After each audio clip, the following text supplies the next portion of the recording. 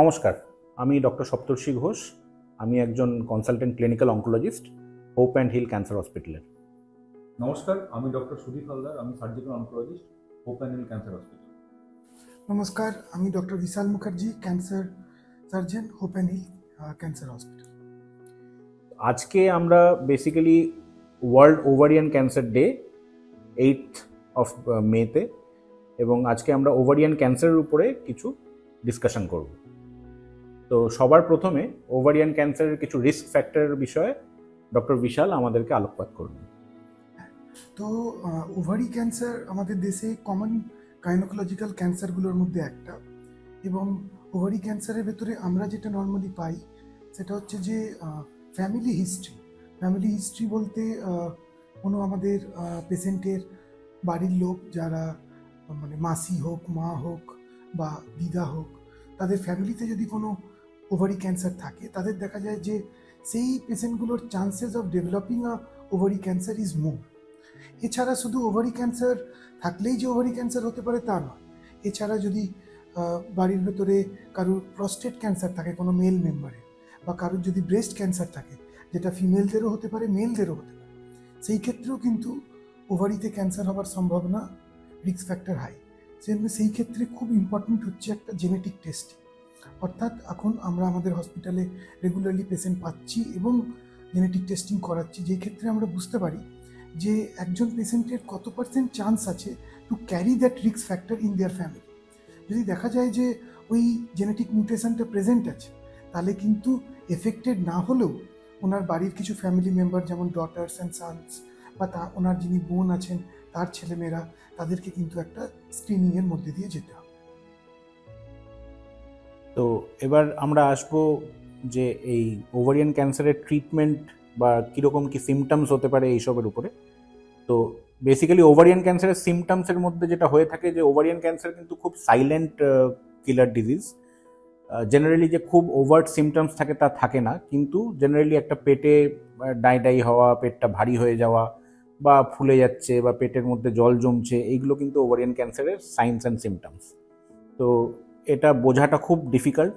যখনই কোনো খাওয়া দাওয়াতে অরুচি হচ্ছে, বা খাওয়ার পরে যদি মনে হচ্ছে যে বেশি খেতে পাচ্ছি না, মানে যেটা নর্মালি আমার অ্যাপেটাইট ছিল, সেই অ্যাপেটাইটটা যদি কমে যাচ্ছে বা পেটটা খুব ডাই মনে হচ্ছে, তখন কিন্তু অবশ্যই একজন ডাক্তারকে দেখান, এবং দরকার হলে আল্ট্রাসাউন্ড বা সিটি স্ক্যান যেরকম ওনারা বলবেন সেই টেস্টগুলো আপনাদের করতে হবে। তো ওভারিয়ান ক্যান্সারে ইনভেস্টিগেশনের মধ্যে একটা বায়োপসি, এফএনএসি, এগুলো কিন্তু অনেক ইম্পর্টেন্ট হয়ে থাকে। যেগুলো অ্যাডভান্সড ওভারিয়ান ক্যান্সার, সেখানটাতে যেমন আমরা বায়োপসি, এফএনএসিগুলো বলে থাকি, সেরকমভাবে আবার খুব আর্লি স্টেজ ওভারিয়ান ক্যান্সার, যেটা কিনা সিটি স্ক্যানে বোঝা যায়, তো সেই ক্ষেত্রে কিন্তু আর্লি স্টেজে কিন্তু ডিরেক্টলি অপারেশনের দিকে যাওয়া হয়, কোনো বায়োপসি বা এফএনএসি না করে। তো এই বিষয়ে এবার ডক্টর সুদীপ হালদার আমাদেরকে একটু জানাবেন। তো যেমন উনি বললেন যে ওভারিয়ান ক্যান্সার আইদার আমাদের খুব আর্লি স্টেজে আছে, না হলে অ্যাডভান্স স্টেজে আছে। যদিও আমরা মূলত অ্যাডভান্স স্টেজে পাই, যেহেতু সিমটমগুলো খুব ভেগ এবং পেশেন্টের ডিলেড একটা প্রেজেন্টেশন করে। তো যদি খুব আর্লি প্রেজেন্টেশন হয়, তাহলে কিন্তু যেটা উনি বললেন যে আমরা এফএনএসি বা বায়োপসি করাই না, ডিরেক্টলি আমরা সার্জারির দিকে যাই।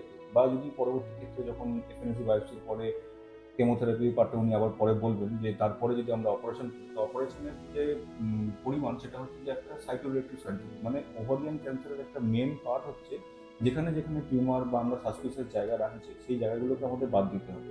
তার মধ্যে রুটিনলি আমাদের যেমন ইউটেরাস, ওভারি, কিছু পেলভিক লিম্ফ নোডস, গ্ল্যান্ডস এবং পেরিটোনিয়াম বা ওমেন্টাম, যেটাকে বলা হয় যে অন্ত্রের বাইরের চাদরের মতো, সেই জিনিসগুলোকে আমাদের রুটিনলি বাদ দিতে হয়। তো এই একটা জায়গা থেকে সেটা হলো সাইটোরিয়াক্টিভ সার্জারি। যে সাইটোরিয়াক্টিভ সার্জারি করে পুরো জিনিসটা বায়োপসি হয়, কোথাও ক্যান্সার আছে নেই, বা আগে কেমোথেরাপি যেরকম রেসপন্স, এগুলো কিন্তু আমরা দেখতে পাই।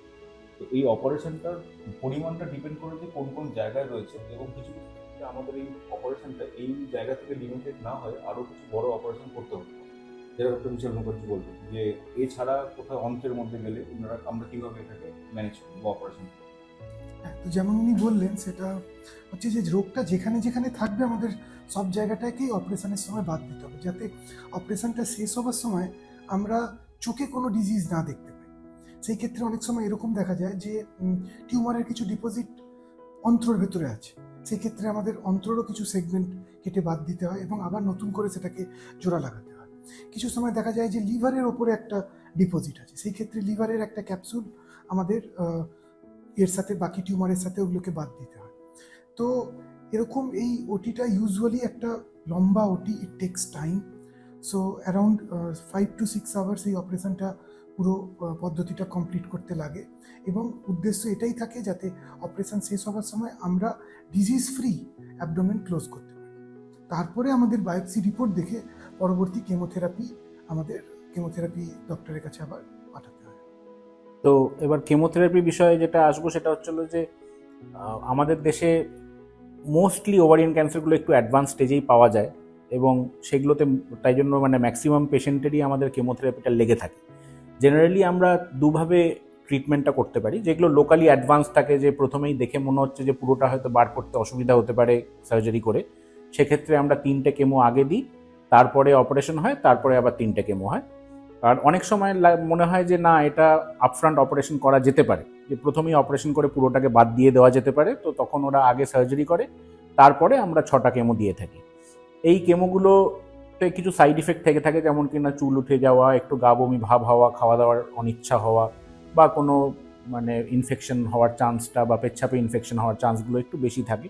কিন্তু এগুলো খুব যে ডিফিকাল্ট তা নয়, এগুলো খুব ইজিলি ম্যানেজেবল।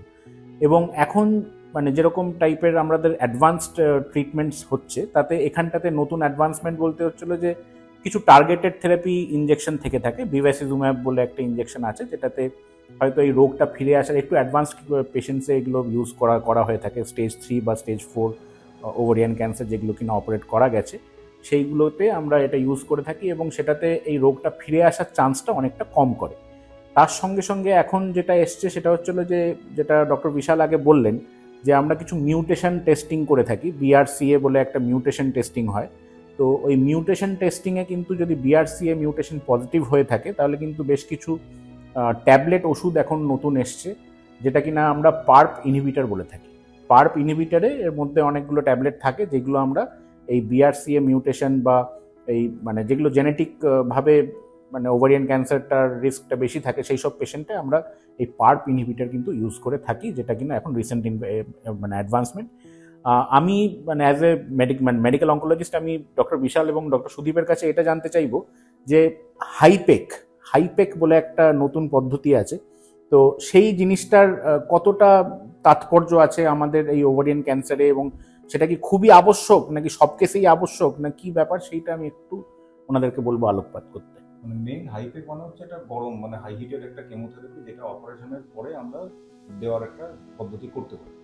এখন সেইটা করার জন্য মেইন যেটা ডক্টর বিশাল বললেন যে ইম্পর্টেন্ট হচ্ছে ডিজিজ ফ্রি অ্যাবডোমেন। মানে আমরা ম্যাক্রোস্কোপিক্যালি চোখে দেখা যে জায়গাগুলো দেখতে পাচ্ছি, সেই জায়গাগুলোকে আমরা যদি পুরো বাদ দিতে না পারি, তাহলে হাইপেকের সেরকম খুব একটা ইম্পর্টেন্স নেই। কারণ হাইপেকের উদ্দেশ্য এটা, এই যে পেটের মধ্যে যদি মাইক্রোস্কোপিক কিছু ডিজিজ পড়ে থাকে, তখন যদি আমরা একটা হিটেড কেমোথেরাপি দিতে পারি, তাহলে সেই মাইক্রোস্কোপিক ডিজিজগুলো এই হাইপেক বা এই ধরনের এগুলো কেমোথেরাপিগুলো টেক কেয়ার করতে পারে।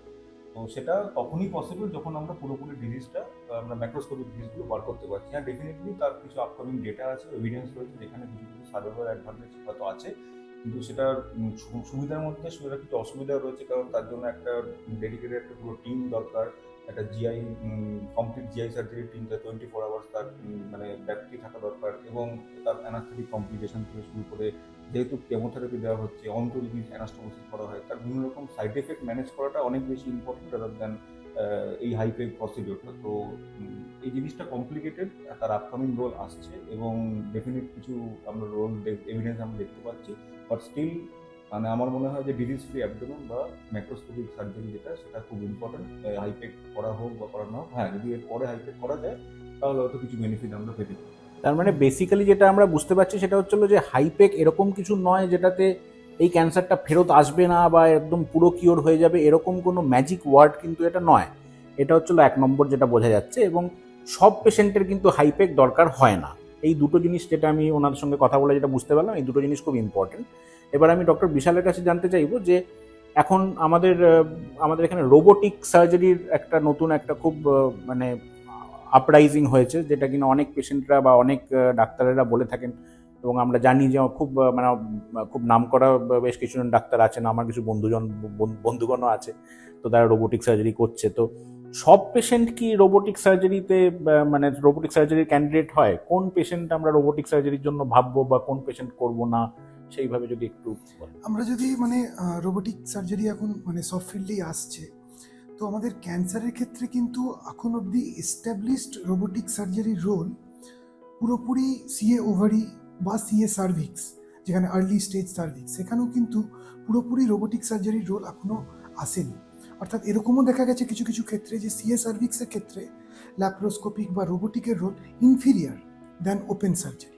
কেন কি অনেক সময় এরকম হয় যে আমরা যেই জিনিসটা পুরো অ্যাবডোমেনটা কেটে যেখানে যেখানে রোগ আছে এই পুরো যে জায়গাটাকে ইভালুয়েট করা, যাতে every corner of the abdomen আমরা দেখতে পারি, যাতে কোনো রোগ মিস না করি। তো সেই জায়গায় এখনও রোবোটিক সার্জারির অতটা আসেওনি বা ট্রেনিং সব কিছুই চলছে আর কি। তো এখন অবধি ওই জায়গাটায় পৌঁছয়নি যেখানে আমরা রোবোটিক সার্জারিকে ওপেন সার্জারি ইকুইভ্যালেন্ট করতে পারবো। বা সব ক্ষেত্রে ইউজ করা যাবে। হ্যাঁ, ডেভেলপমেন্ট হবে এরপরে আস্তে আস্তে। রোবোটিক সার্জারি মে বি মানে it can never cross the open surgery, but we are still waiting ওই জায়গাটায় পৌঁছানোর, যখন robotic surgeon will be equal to open surgery, but still we are few years from. তো এইগুলো হচ্ছিল আমাদের ovarian ক্যান্সারের বিষয়ে আমরা একটা জাস্ট ব্রিফ ডিসকাশন। এবং আর একটা জিনিস যেটা আমি জাস্ট হাইলাইট করতে চাই, যে ওভারিয়ান ক্যান্সারগুলো অনেক সময় ফিরে আসার একটা চান্স দেখায়, এবং যখন ফিরে আসে তখন আবার কিছু কেমোথেরাপির ব্যাপার থাকে। তো এইভাবেই ওভারিয়ান ক্যান্সার ট্রিটমেন্ট হয়। আমাদের এখানে এখন প্রচুর ওভারিয়ান ক্যান্সার পেশেন্ট আছেন যারা ভালোভাবে মানে জীবন কাটাচ্ছেন এবং ভালো আছেন, সুস্থ আছেন। তো আমি সব ওভারিয়ান ক্যান্সার পেশেন্টদের আজকে জানাই যে আপনারা যেন সুস্থ থাকুন। Wish you a very happy and healthy life. নমস্কার। নমস্কার।